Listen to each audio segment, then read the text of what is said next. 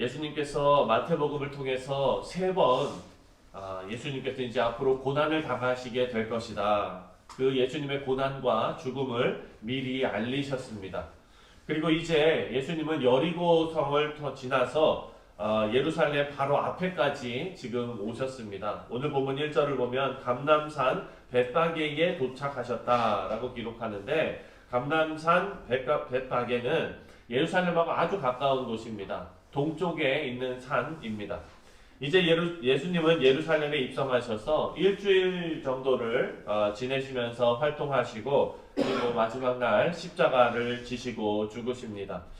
오늘부터 묵상할 21장부터 23장까지 말씀이 바로 이 감람산 벳바게에서부터 시작되는 예수님의 행적과 그리고 가르침을 기록하고 있습니다. 이것은 공적인 행적과 공적인 가르침입니다. 왜냐하면 24장부터는 공적인 행보가 아니라 제자들과 함께 계셨던 그 일을 이제 기록하고 있기 때문에 예수님께서 마지막으로 공적인 사역을 하신 일을 기록한 것이 바로 오늘 본문부터 23장까지 말씀입니다.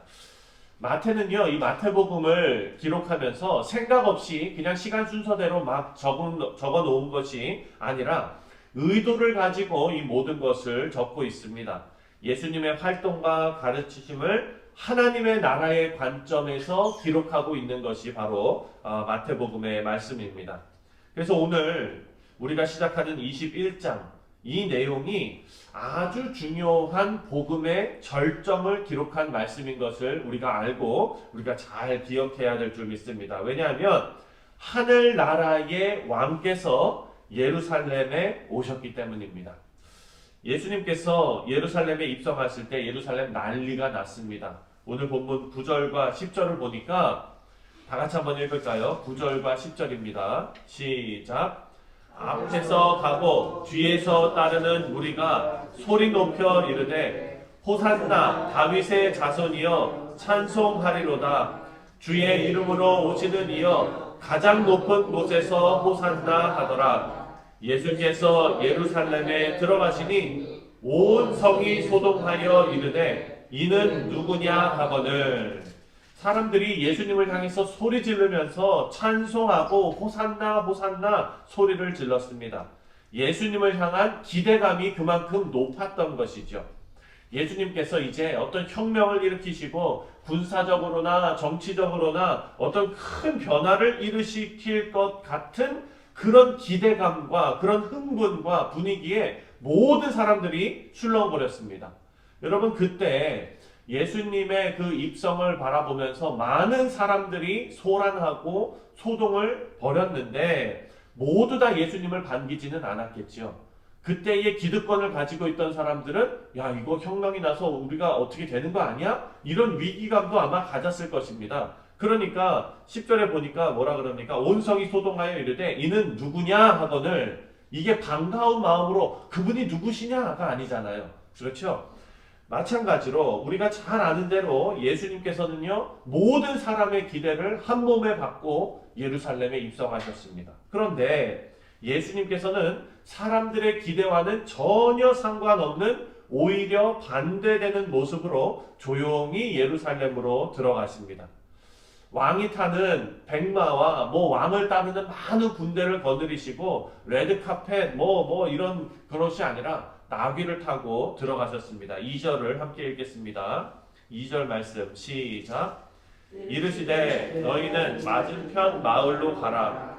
그리하면 곧 매인 나귀와 나귀 새끼가 함께 있는 것을 보리니 풀어 내게로 끌고 오라. 예수님께서 나귀를 타고 입성하셨습니다. 그런데 여기서 중요한 것은 2절 말씀을 보면 이런 모습을 누가 선택하셨습니까? 예수님께서 스스로 선택하신 방법이었다라는 겁니다. 예수님은 지금 예루살렘에 뭐 하기 위해서 들어가시냐면 죽기 위해서 들어가시는 겁니다. 예수님은 지금 사람들 앞에 서 계시는 것이 아니라 예수님의 혼자의 몸으로 하나님 앞에 서 계시는 겁니다.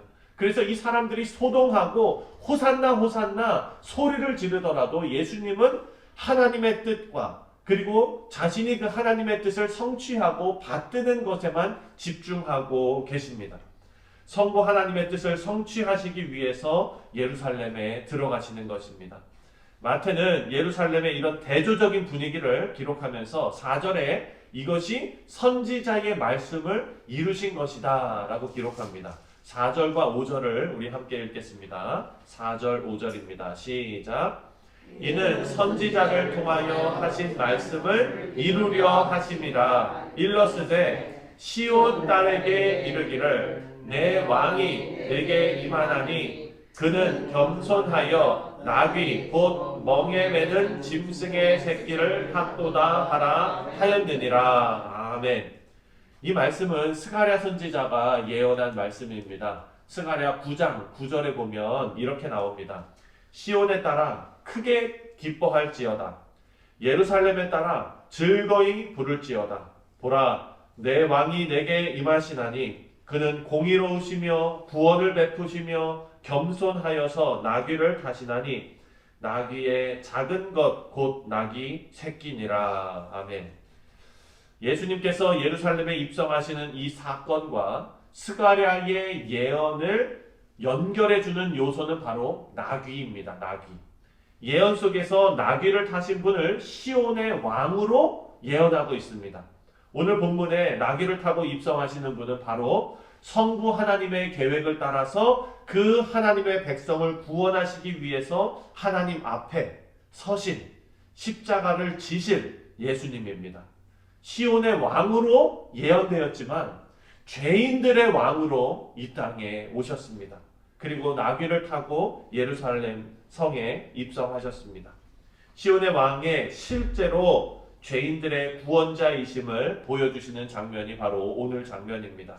오늘의 말씀은 예수님의 겸손에 초점이 맞춰질 것이 아니라 예수님은 겸손의 왕이 맞습니다. 하지만 겸손이라는 덕목이 이 말씀의 핵심이 아니라 하나님의 백성을 구원하시기 위한 성부 하나님의 계획에 이스라엘 백성들이 가지는 제각각의 기대와 난리와 소동 속에서도 철저하게 순종하시고 철저하게 하나님의 뜻을 예수님의 의도대로 의연하게 이루어 가시는 예수님의 그 길, 그 발걸음에 초점이 맞춰져야 합니다.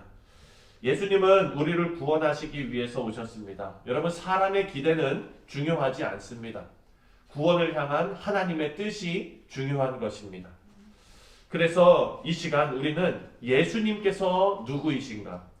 예수님은 우리에게 어떤 의미이신가를 다시 한번 생각해 보시는 귀한 말씀 또한 귀한 하루가 되시기를 주님의 이름으로 축원드립니다. 나를 구원하려 오신 예수님 앞에 내가 바라는 내가 그리는 예수님의 모습을 모두 내려놓고 예수님을 나의 왕으로 모시고 따르는 우리 성도님들 다 되시기를 주님의 이름으로 축원드립니다. 기도합니다.